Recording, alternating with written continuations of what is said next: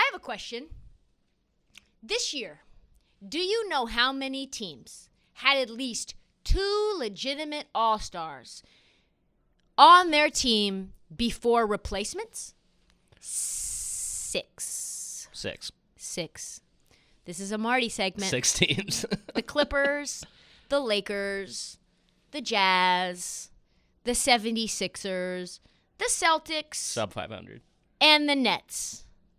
6 teams had at least 2 selected All-Stars before replacements.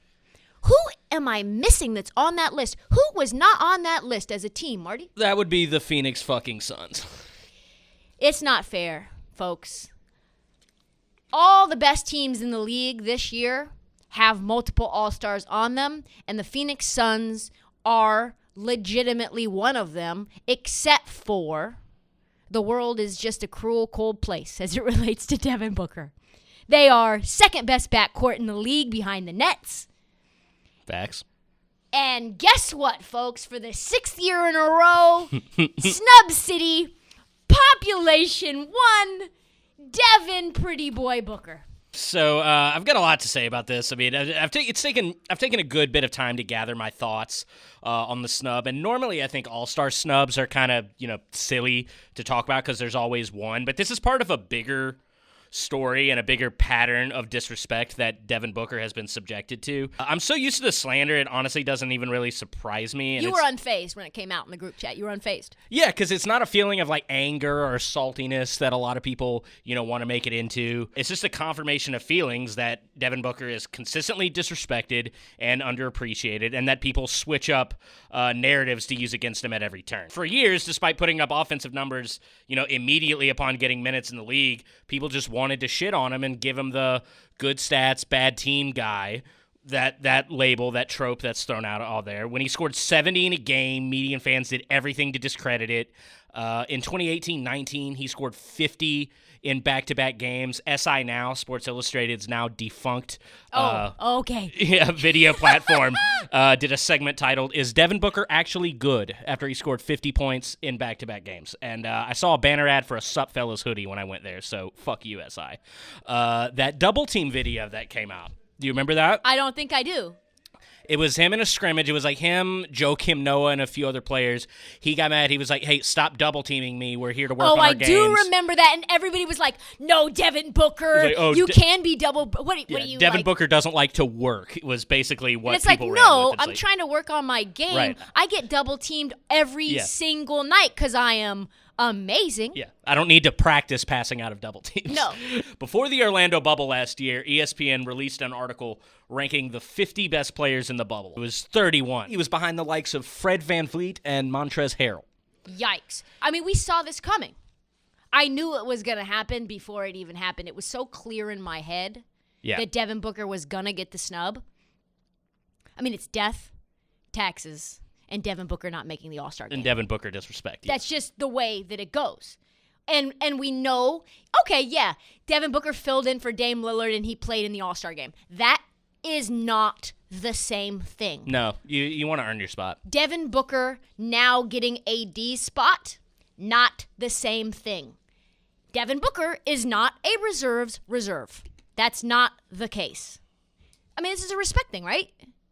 Absolutely. Yeah. A pattern of underappreciation and disrespect is what I'm It's going appalling. with. I would say it's past fucked up, the way that they treat him. And it's not just about the All-Star selections. It's about everything that goes around that comes with the narrative of Devin Booker. And the way that Devin Booker put on a show leading up to the selection meant to me, personally, he was doing everything that he could to break down any potential naysayer. Mm-hmm. He was balling for the last 3 weeks before the selection came out. Yeah. The last 10 games leading up, he was real special. 30 points, 4.5 rebounds, and 5 assists in his last 9 games. Yeah. Where the Suns went 7-2.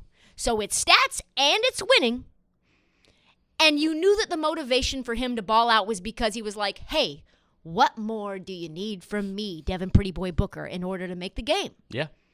He not only is he putting on a show, let's just talk about who they've beaten in that time period in the last few weeks. They've beaten Boston, Milwaukee, Philadelphia, New Orleans with the historic comeback. Oh, yeah. And they mauled my team in Portland. I mean, it was like getting destroyed by a bear. Yeah, it wasn't close. Just when the attention was the brightest, Devin Booker has shown up the most. And apparently he's just not an all-star. He's just not good enough. And it's a good time to remember and a good time to remind everyone that this is not just fuck them kids. This is also NBA coaches that are disrespecting him in his own conference, because the way that the rules go is Western Conference coaches have to vote for the Western Conference reserves. Eastern Conference, same deal. Can't vote for your own team players. You can only vote for everyone else. And yet they were like, nah. You know who we're going to give it to instead? Paul George. Paul George has missed a third of the season. Yeah. He's missed 10 games, folks.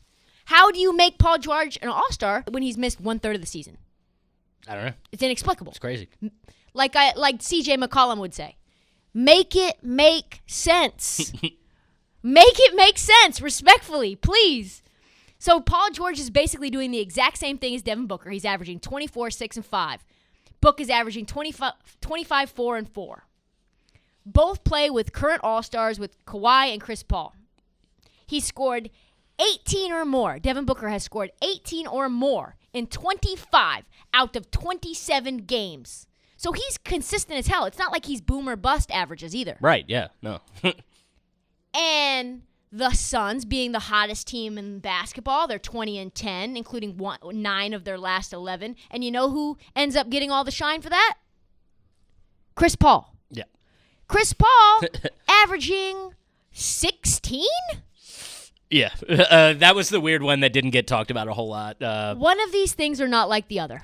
Well, it's just, I'm cool with the coaches voting if they're just going to be consistent about how they vote. Because last year in the All-Star game, Booker got left out and was who did they have in there? They had Westbrook, Chris Paul, and Donovan Mitchell, all who he had better stats than. And the argument was, you don't have the team success. You're not doing enough. But that's bullshit, because Bradley Beal made the All-Star team.